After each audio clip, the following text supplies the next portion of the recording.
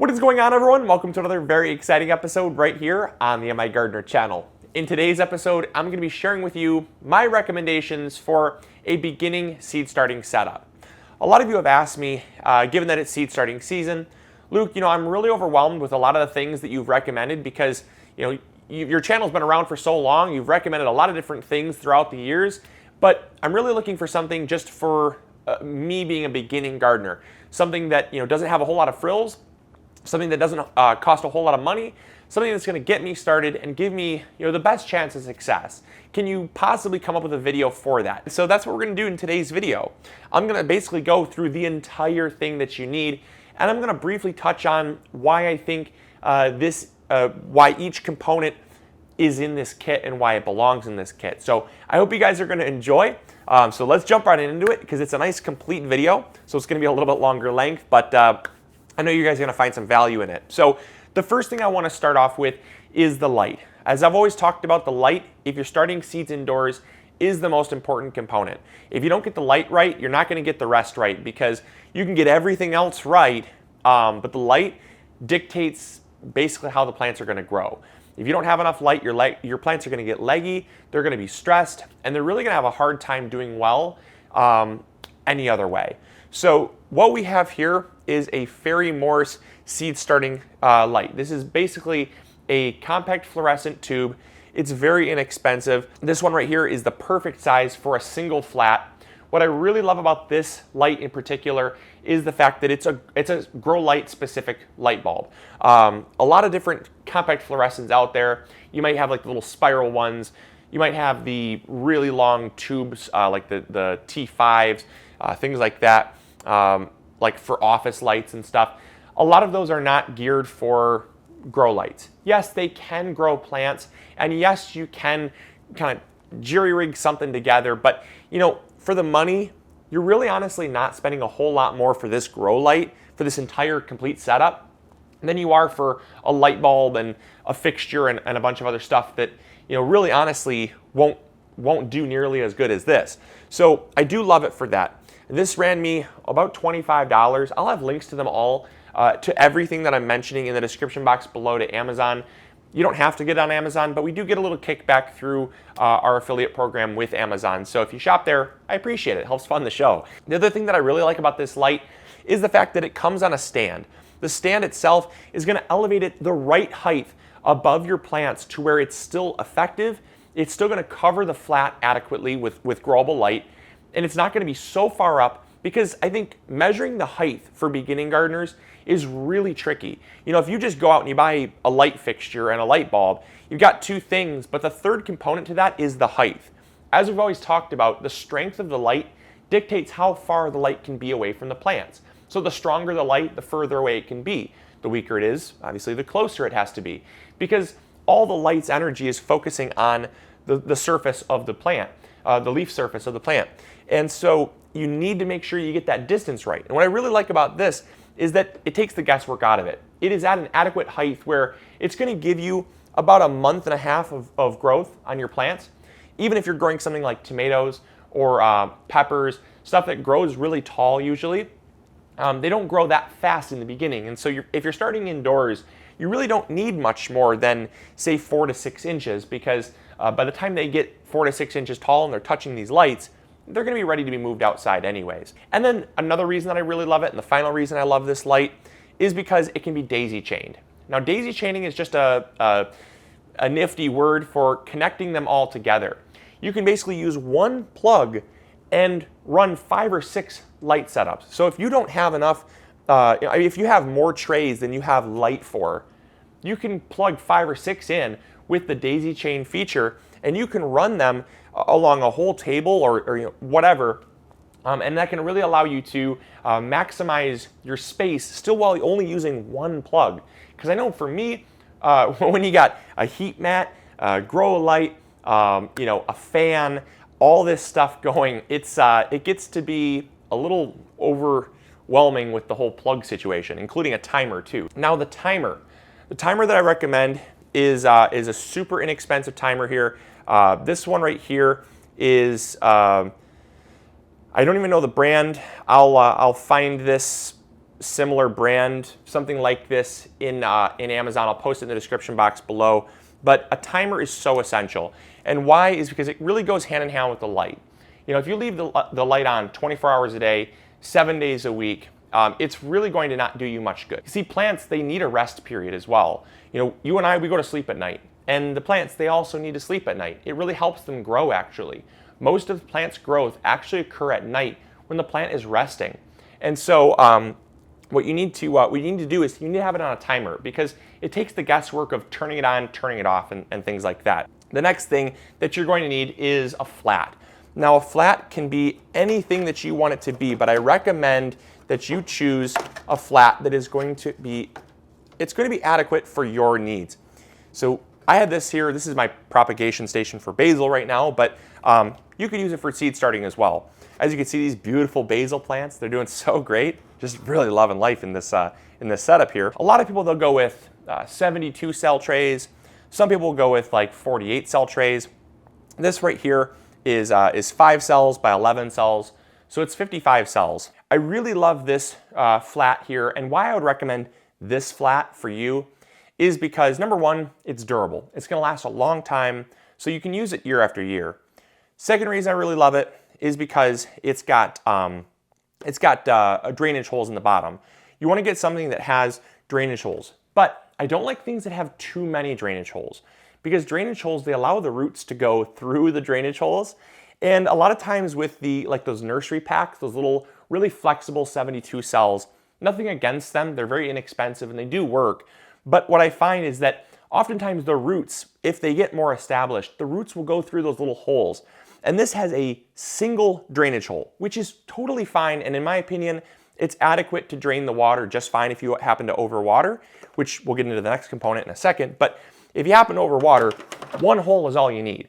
Some of these 72 cell flats that I see have 5, 6, 7 holes in them, and the roots, they just go like crazy throughout the holes. And then when it comes time to transplanting, if the roots have gone out throughout the holes, they're all bound up, they're wound up, and then when you pull them out, they end up ripping roots and damaging roots, which in my opinion isn't healthy for plant development. Another reason why I really like this is because the size of the cells, these cells here are 2 inches by 2 inches. That gives the plants enough space for the roots to spread out. It gives you enough time, it kind of buys you enough time so you don't have to worry about up-potting as fast. Up-potting is basically, for those that don't know, up-potting is essentially moving up a size. It's like, you know, if you outgrow a pair of shoes, your feet are gonna get cramped and it's gonna hurt. Well, so what do? You buy a bigger pair of shoes. And so this is essentially the same method, where this is a 2 inch by 2 inch square. And it's gonna give you enough time, like I said, where if you're starting things like tomatoes, peppers, herbs, lettuce, doesn't really matter the plant, it's going to give you probably at least a month to month and a half of space before you have to worry about moving it. And again, that's plenty enough time to where by the time you're starting seeds, you're gonna be out in the garden anyways by that time. So that's totally fine in my opinion for space, and that's why I love it. Any smaller, and you do run the risk of overstressing if they happen to be in there longer than they really should. So with 72 cells, it's essentially half the amount of space as this 50 cell tray. And how you know that is because all flats are a universal size. All flats will fit pretty much within a 10 by 20 space. And so that's kind of why they call them 10 by 20 trays. It's just an industry standard, and it keeps everything universal for convenience. The next thing you want to get is a heat mat. A heat mat is so important for seed starting. However, it is not important once you get the seeds started. We talked about this in mistakes that I see way too many gardeners making when seed starting. I think that was the name of the video. Either way, it's pretty recent. Go check it out because it'll help you if you're a beginning gardener. Those videos will help you not make the mistakes that I made numerous times as a beginning gardener. But a heat mat, I would recommend this one right here. This is produced by VivoSun. I've had probably 10 or 15 different heat mats.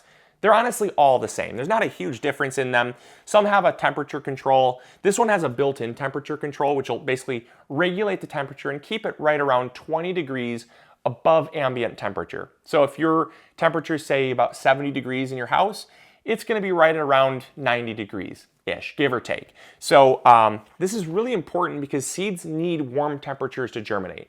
If you're just germinating them in cool soil, they're going to germinate a whole lot slower, and they're a lot more prone to root rot or just rotting in general because fungus and mildews, they like damp, cool soil. So this is really going to help you out. And like I said, once you plug this in, it's going to start warming up immediately, and you don't have to worry about unplugging it. You don't have to worry about anything like that, and it's pretty inexpensive. And the next thing that I recommend getting is one that I don't have currently because I'm not seed starting, but I would recommend a small fan. I'll post a link in the description box below to the one that I purchased from Amazon. Works great. I can definitely recommend it because, like I said, I got it right from Amazon, and it was only about 15 bucks. Really super small fan, but it oscillates, and that's so important because I think a lot of times beginning gardeners, they neglect the fact that, they forget about the fact that outside there's wind, and wind is very, very vital to plant growth, plant strength, and plant health. And how that is because a fan dries out the soil a little bit. It also dries out the leaves to prevent things like mildews and molds. That is going to be your worst enemy when starting seeds indoors. So that it helps with that. Once your seedlings sprout, the wind actually helps create vibrations, which helps strengthen the stem. If you have leggy seedlings, or they're slightly leggy and they're not just completely falling over, the wind is going to help to strengthen the stems because it creates a natural response that helps to sturdy the plant up. And a stocky, sturdier plant, it's going to be healthier in the long run. And then the very, very final thing that you're going to need to get is some soil. Now, when it comes to, and seeds, but you can pick those out on your own. They're all going to be great for you. But what you need is some soil. And I recommend getting Pro Mix. This is Pro Mix. I love this mix. And the reason why I love it so much is because it is very fine. When you have a very fine mix, the roots can develop very easily. When you're looking at plant roots, when they're seedlings, they don't have really thick, advanced roots. They're very small and very webby when they're young. So having a mix that is loose, it's going to allow that kind of spider web like root system to move throughout the soil, which is great for root development. The next thing this does is it has a really good combination of both perlite, vermiculite, and peat moss. You want a good ratio of those because too much of any, it's going to actually hurt the soil over time. Too much perlite, you're going to have too much drainage and your plants are going to be drying out. Too much vermiculite, it's going to hold on to too much moisture and it's going to end up with rot. And too much peat moss, it's going to have too much acidity and it's also going to have a little bit too much water holding capabilities and you're going to lead to rot there. So having the right combination is kind of like the right combination of anything. I mean, too much of anything good can be a bad thing. So all of these are good, but in the right proportions.